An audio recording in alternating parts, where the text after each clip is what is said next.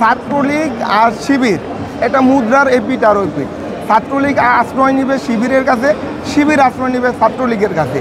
অতএব এরা মুদ্রার এপিট এপিট, এদেরকে নিয়ে মন্তব্য করার কোনো নাই, আমাদের কাছে কোনো অবকাশ নাই। আমরা এদেরকে যেভাবে একটা আত্মগোপনে থেকে এরা যেভাবে প্রোপাগান্ডা ছড়াচ্ছে, এরা আজীবন এটাই করে আসছে বা সামনে তারা এটাই করবে। আমাদের দল প্রতিষ্ঠার পর থেকে এই ষড়যন্ত্র চলে আসছে।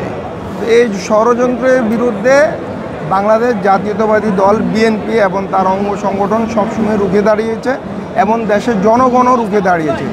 এখন এটা তারা যে ষড়যন্ত্র করতে চেয়েছিল, এটা এখন আমরা তথ্য প্রযুক্তির মাধ্যমে দেখতে পেয়েছি যে এটা কারা করেছে।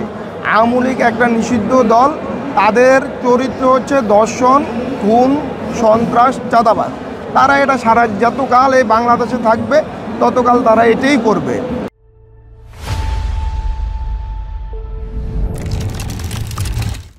আমরা এটার বিরুদ্ধে প্রতিবাদ করে আসছি। বাংলাদেশ জাতীয়তাবাদী দল বিএনপি এশিয়া মহাদেশের মধ্যে একটা শান্তিপ্রিয় দল। এই দল দর্শন সমর্থন করে না, সন্ত্রাস সমর্থন করে না, চাঁদাবাজি সমর্থন করে না। আমরা জনগণের দল, আমরা জনগণকে সাথে নিয়ে এই ধরনের দর্শকদের সর্বোচ্চ শাস্তির ব্যবস্থা আমরা করব ইনশাল্লাহ।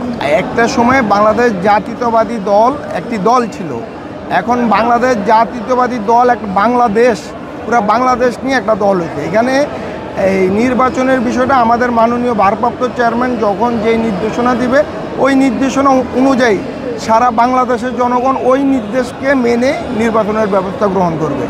তো এখন তৃণমূলের তো দাবি হচ্ছে যে আগামী 3 মাসের মধ্যে নির্বাচন হবে।